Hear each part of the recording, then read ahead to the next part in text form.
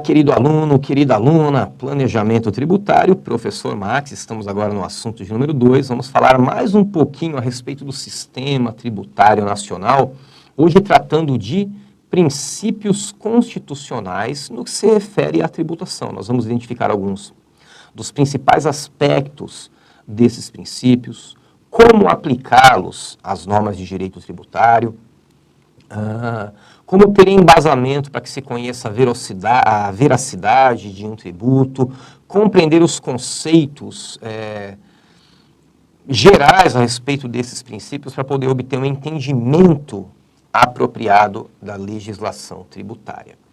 Conhecendo os princípios constitucionais, que é o que a gente vai trabalhar, nós vamos ter embasamento para a apuração dos tributos de maneira correta.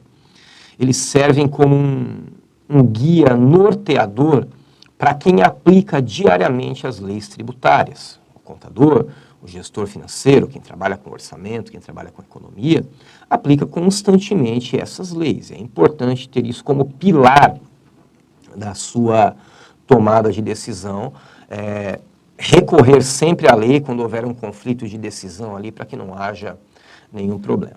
Então, nós vamos tratar de princípios aqui, que estão na Lei Complementar 5.172 de 66, que estabelece o Código Tributário Nacional, dando diretrizes tanto para a Federação, para a União, quanto para os estados, quanto para os municípios, no que se refere à competência e à limitação da tributação para cada um desses órgãos, para cada uma das esferas.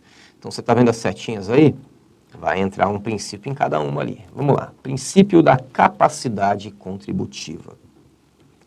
Esse princípio determina a contribuição de acordo com a capacidade financeira e econômica, sem interferir no confisco. O objetivo aqui é que não haja o prejuízo com a onerosidade do tributo. Por isso que nós chamamos de capacidade contributiva. Esse princípio norteia a alíquota do tributo, a base de cálculo e o valor que o fisco impõe nas multas para quando não há cobrança. Para que não haja uma alíquota inviável, para que não haja uma multa inviável no caso do não pagamento, enfim. Capacidade contributiva para que o tributo não tenha o efeito contrário na vida do contribuinte e vai ferir a microeconomia e, consequentemente, vai chegar na macroeconomia. Carga tributária muito alta. Princípio da anterioridade ou retroatividade. Esse princípio determina que os tributos não podem ser criados com efeito retroativo. Ou seja, não se pode nem criar e nem aumentar um imposto com data anterior à sua publicação. E nem ser instituído de imediato, causando uma surpresa desagradável aos contribuintes. Então, princípio da anterioridade e retroatividade. Você não pode criar nenhum tipo de tributo que vai ferir o tempo que já passou ou que vai pegar o contribuinte de surpresa. O decreto pode ser feito, é criado aquele tributo, ele tem um prazo para entrar em vigência para que haja uma preparação para que ele aconteça. Isso é planejamento tributário de uma macroeconomia, isso que rege tanto a União, quanto os estados, quanto os municípios. Princípio da seletividade. Então, aqui você está pensando o seguinte, o tributo tem que ser gradual, a alíquota tem que ser proporcional à necessidade de uso. Por exemplo, energia elétrica é de grande necessidade para a população. Então, para a energia elétrica, a tributação tem que ser mais baixa. Não pode ser tão alta assim por causa da necessidade. Quanto mais necessário o bem, a Constituição previne que a alíquota tem que ser mais baixa. Esse é o princípio da seletividade. Você seleciona o tributo que é mais vital para a população, colocando nesse tributo a menor alíquota o possível. Princípio do não confisco. O fiscal não pode usar o tributo como punição. ele pode ser acusado de abuso de autoridade. Então, o tributo ele não pode ser uma punição por nenhuma situação. Princípio da não cumulatividade. Ali está cumulatividade, é da não cumulatividade. Faz com que os impostos não tenham efeito cascata. Ou seja, vai acumulando um sobre o outro. É por isso que alguns impostos, eles têm a questão do débito e do crédito, né? Que você pode ter crédito naquele imposto, mediante a pessoa que pagou aquele valor antes, que é justamente para não ter esse efeito cascata. Não pode tributar excessivamente produtos e serviços. Imagina, por exemplo, o ICMS. Produto lá, o ouro é coletado lá na mina de ouro e ele circula até a indústria de base, ICMS. Aí de lá circula para a intermediária, ICMS. Aí de lá circula para a indústria de bens de consumo, mais ICMS. Aí circula para joalheria, mais ICMS. O consumidor compra, leva para casa, mais ICMS. Então, esse imposto ele não pode ser acumulado. Esse é o princípio da não cumulatividade. Se o ICMS é de 18%, toda essa operação que eu citei no exemplo aqui vai resultar em 18%. Cada um pagou um valor, mas conforme foram estabelecidos os preços de revenda, houve o débito e o crédito para aquele que vai revender, para que não haja acumulatividade. Princípio da legalidade estrita, exigir ou aumentar o tributo sem que a lei estabeleça. Isso não pode acontecer de jeito nenhum. Todo aumento de tributo precisa de respaldo legal. Princípio da irretroatividade. Esse princípio norteia que não se pode criar ou aumentar tributos em períodos anteriores ao da publicação da lei. Você pode achar que na verdade, ele parece a princípio um tanto redundante com o anterior, mas ele vai em outras lacunas de possíveis atitudes inconstitucionais. Princípio da anterioridade nonagesimal. O imposto que tem por base períodos anuais ou trimestrais não pode ser majorado ou criado no mesmo exercício. Ele é criado para o próximo. E se acontecer dele ser criado, ele tem que obedecer o prazo de 90 dias e desde que esse prazo não recaia no ano seguinte.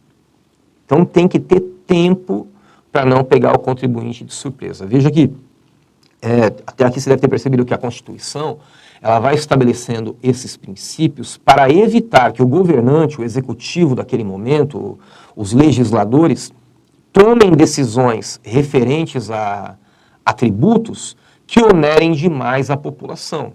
O Brasil já é o país que tem uma carga tributária gigantesca, mesmo tendo todos esses princípios.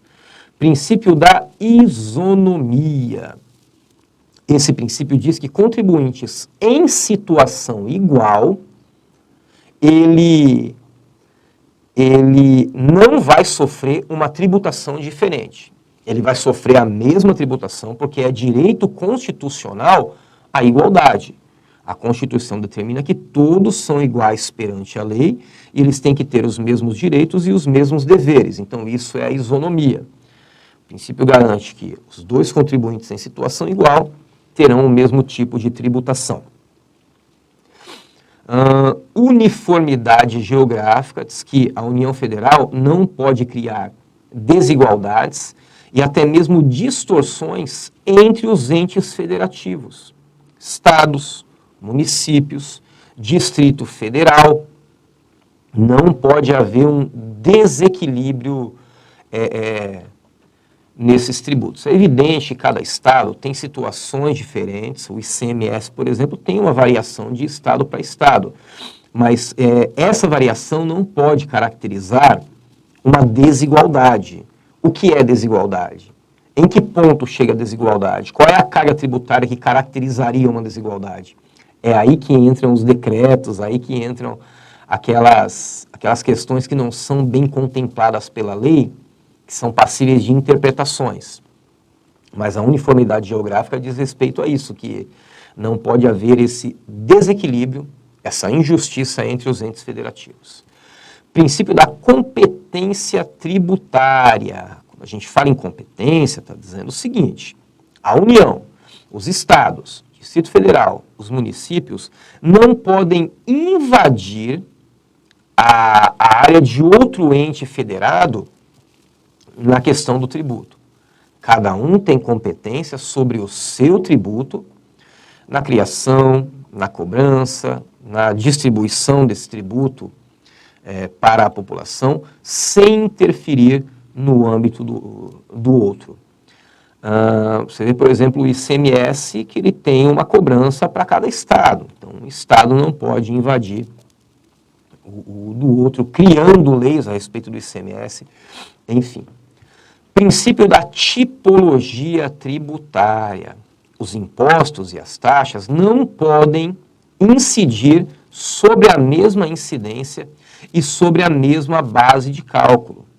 Quer dizer, esses fatores distinguem os impostos, senão seriam inconstitucionais, né, devido ao valor devido aos tributos. Princípio da liberdade de tráfego. Aqui diz o seguinte: é vedado aos estados coibir e estabelecer limitações ao direito de ir e vir de pessoas e bens por meio de tributos, com a exceção dos pedágios. O pedágio não é uma proibição do direito de ir e vir. Ele é utilizado para a manutenção da rodovia. Então, a pessoa pode atravessar a cidade sem pagar o pedágio? Pode, mas não pode utilizar aquela rodovia que tem uma concessão. Aquelas voltas enormes que algumas pessoas fazem por dentro da cidade para não pagar determinado pedágio. É isso, você pode ir, pode vir, pode atravessar, mas na rodovia precisa do pedágio. Então, é uma cobrança que é um valor que é utilizado para a manutenção da própria via. Então, é diferente. Um tributo não pode impedir a liberdade de tráfego, porque também é inconstitucional, vai contra o direito de ir e vir. Esse aqui é importantíssimo, porque diz respeito à transparência. É claro que isso daqui depende muito do interesse da população em saber a respeito. Um dos pilares da democracia é a transparência das informações para a sociedade de modo geral. Então, a questão dos impostos precisam ser apresentada pelos governantes, dando uma visão geral do patrimônio público. Como o nome diz, o patrimônio público pertence ao público, não pertence ao governo. O dinheiro que é pago de impostos, taxas, contribuições para a melhoria, tem justamente a finalidade de contribuir para a melhoria, de contribuir para a população. Então, se esse dinheiro ele é de fato da população e administrado pelo poder público, a população tem que ter o acesso completo, transparente e restrito a toda a questão tributária. Isso é um direito constitucional da população. E para fechar, o princípio das imunidades tributárias. É vedado à União, aos estados, ao Distrito Federal, aos municípios instituírem impostos sobre templos de qualquer fé religiosa, porque eles não têm e não podem ter fins lucrativos. Tem dinheiro nesses lugares? Claro que tem. A pessoa que trabalha para uma instituição religiosa, ela precisa também ser assalariada. Secretário, tesoureiro, faxineiro, pessoa que faz comida. Mesma coisa para ONGs, instituições, entidades, as pessoas têm que ser remuneradas, trabalham lá. Mas lucro não. É diferente remuneração, a contraprestação, do lucro. Então esses templos não podem de jeito nenhum pagar qualquer tipo de imposto, é inconstitucional. Livros, jornais e periódicos, patrimônio, renda ou serviços uns dos outros, partidos políticos, inclusive suas fundações, entidades sindicais, partidos, entidades sindicais, instituições de educação, assistência social, tudo aquilo que não tem fim lucrativo, é criado para fazer pelas pessoas um trabalho que o governo deveria fazer. São serviços sociais, serviço de apoio, serviço de saúde, serviço de educação, inclusive os religiosos. São coisas que o governo deveria oferecer, mas não oferece, não com qualidade, não com abrangência. Então, quando surgem instituições, sindicatos, partidos políticos, assistência social fazendo esse trabalho, está dando apoio para o governo. Daí a isenção de impostos para esses lugares. Então, imunidade tributária. Esses são os princípios constitucionais dos tributos. A gente fica por aqui e eu espero você já já. Valeu!